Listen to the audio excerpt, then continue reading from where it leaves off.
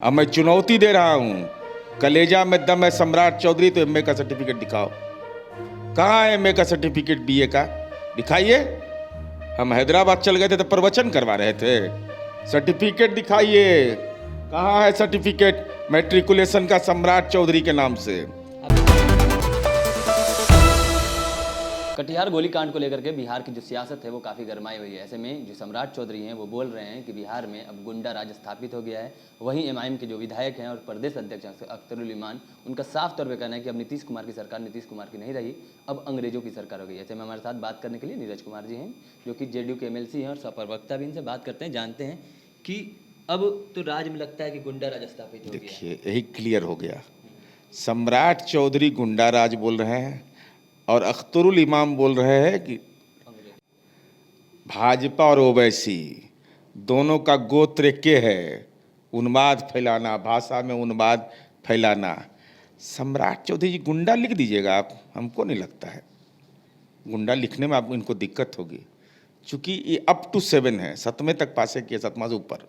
फर्जी डिग्रीधारी, फर्जी नामधारी, फर्जी उम्रधारी। अब मैं चुनौती दे रहा हूं, कलेजा में दम है सम्राट चौधरी तो एमए का सर्टिफिकेट दिखाओ। कहाँ है एमए का सर्टिफिकेट बीए का? दिखाइए। हम हैदराबाद चल गए थे तो प्रवचन करवा रहे थे। सर्टिफिकेट दिखाइए, कहाँ है सर्टिफिकेट मैट्रिकुलेशन का सम्राट चौधरी के नाम से? आप बार बार इल्ज़ाम लगाते हैं कि जो सम्राट चौधरी हैं उनके पास फर्जी डिग्रियां हैं। हम पर मानहानि का काहे नहीं मुकदमा करता? हम पर आप लगाते रहेगा तो हम चुप रहेंगे? हमको छेड़ा है तो हम छोड़ते नहीं हैं। हम तो चुनौती दे रहे हैं भाजपा को, पन्ना प्रमुख हो, गांव गांव में इकाई है। तुम्हारा जो बिहार का सिरमौर है उसका डिग्री फर्जी है, जो उसका उम्र फर्जी है दिया हुआ, उनका सारा चीज फर्जी है कागजात में। मानहानि का मुकदमा करो हम पर, नहीं तो ये कायर लोग है। हमको कोई अपमानित करेगा तो हम बर्दाश्त करेंगे? डिग्री दिखाइए, कहाँ है डिग्री? कटिहार में जब मन करे आपको, पूर्णिमा को, अमावस्या को, अष्टमी को, नवमी को, जौन दिन मन करे वही दिन दिखाइए। एकादशी दिन दिखा दीजिए, लेकिन दिखाना तो पड़ेगा। तो गांव गांव जाकर बताएंगे कि डिग्री ये जो पगड़ी है, गमछा है, आई जो पढ़ल लिखल है, लिख लोढ़ा लिख पत्थर है। बताइए कहाँ पहुंच गए? कौन तो पीसी कामराज यूनिवर्सिटी, एगो तो नरेंद्र मोदी बारे में जाने थे हम लोग, नहीं जानते थे आज तक भाई। पॉलिटिकल साइंस से हम लोग पास किए थे, वो इंटायर पॉलिटिकल साइंस, ऐसा सब्जेक्टे नहीं, आप लोग भी नहीं पढ़े होंगे। एगो दूसरा कलाकारी आ गए। कटिहार की घटना दुखद घटना है, पीड़ाजनक है, मर्मांतक घटना है। जो बिजली विभाग से प्राप्त सूचना के अनुसार 25 तारीख को लो वोल्टेज की समस्या थी, उसके पहले यह सच है, उसका निराकरण कर दिया गया। बिजली 25 तारीख को 1 घंटा समथिंग, एक घंटा 23 मिनट बिजली कटी है 24 घंटे में। लेकिन उसके बावजूद आक्रोश लोगों का, या तो स्थानीय कर्मिका कोई संवाद की कमी, या प्रशासन द्वारा अद्यतन स्थिति को नियंत्रित करने में विफलता, अथवा जो भी रहा हो, जिला प्रशासन इन तमाम तथ्यों की जांच कर रहा है। चूँकि 2 लोगों की दुखद मौत हो गई है, ये हम लोग भी इस मामले पर गमगीन है कि जो हमारी उपलब्धि थी, बिजली की उपलब्धता, उसमें कोई तकनीकी परेशानी आई, उसके चलते जनता में कोई परेशानी पैदा हो जाए, ये हमारे लिए भी चिंता का विषय है। सरकार ने खुद इसको गंभीरता से लिया है।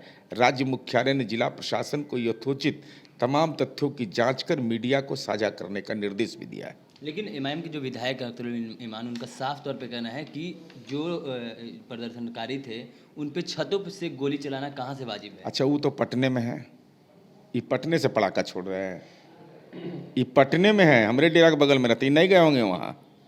लेकिन बोल रहे हैं हम तो जाएंगे। तो कब जाइएगा? उनका निर्वाचन क्षेत्र उसी तरफ का है, ये राजनीतिक बयान उनका है, इसके अलावा कुछ नहीं है। घटना स्थल पर जाइए। सरकार कोई छिपाने की मंशा नहीं है। आपको जो समझ में आता है उस साक्ष्य दीजिए। साक्ष्य के आधार पर जिला प्रशासन को, आप माननीय विधायक है, एक दल के प्रदेश अध्यक्ष हैं, भले ही उन्माद की पार्टी के आप हों, लेकिन उसके बावजूद आपको अधिकार प्राप्त है।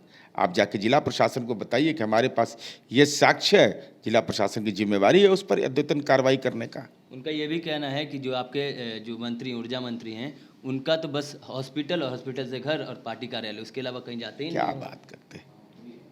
तो आप काम किए ऊर्जा मंत्री के रूप में, घर घर बिजली पहुंचा दिए। ये अख्तरुल इमाम का कोई योगदान है? अपन क्षेत्र में है, अपन गांव में बिजली वो लगवा दिए अपने फंड से, अपना जो एमएलए का फंड था उससे लगवा दिए कि वो विजेंद्र बाबू के कार्य योजना से वहाँ लगा, नीतीश कुमार जी के संसाधन जुटाने से हुआ। अपना गांव अपना घरवा में जो बिजली लगवाए तो हमरे राज्य में ना, तो अपना घर में बिजली तो विजेंद्र बाबू लगवाए। अब विजेंद्र बाबू का आलोचना कर रहे हैं, बताइए, खा भी रहे हैं ढकर भी नहीं रहे हैं।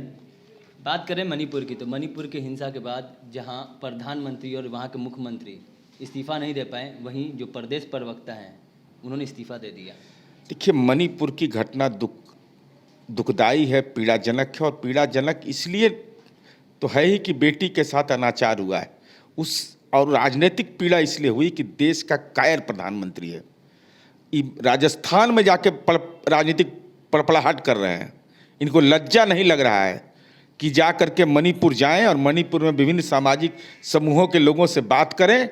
ये इंटरनेशनल ऑडिटोरियम का उद्घाटन कर रहे हैं, पार्लियामेंट जाने में इनका जमीर कांप रहा है, लेकिन बच के कहाँ जाओगे?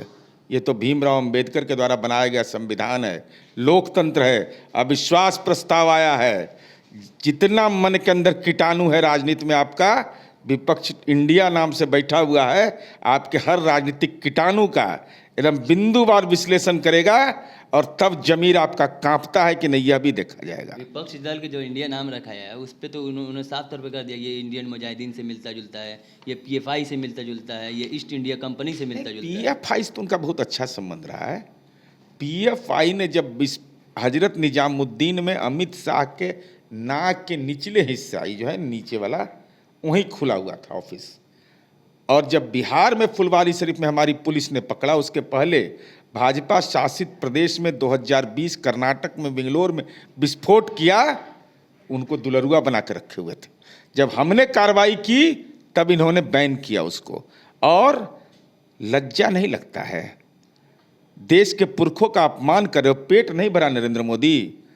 अशुभ दिन में तो आपने कर दिया पार्लियामेंट का, जिसके चलते परेशानी हो रही है कि देखिए देश के अंदर में उत्तर पूर्व राज्य में क्या हो रहा है।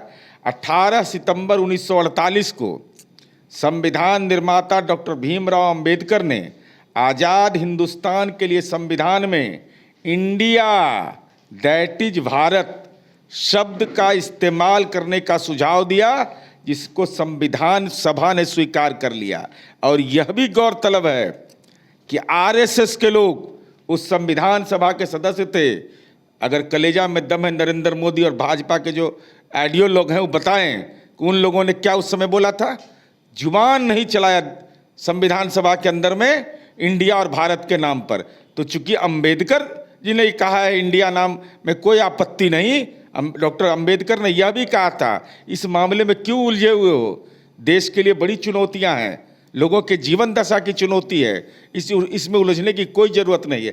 तो अंबेडकर जी से आपको परेशानी है, जगजीवन राम से परेशानी है, तो 2024 में आप ही से परेशानी है, सबको दूर कर देंगे। तो हमारे साथ नीरज जी थे, जिनका साफ तौर पे कहना है कि 2024 में हमको आपसे ही परेशानी है और हम आपको ही दूर कर देंगे। और भी क्या कुछ कह रहे थे नीरज जी, आपने इस वीडियो में सुना। ऐसे ही तमाम इस खबरों के लिए जुड़े रहना चाहिए इनसाइड के साथ।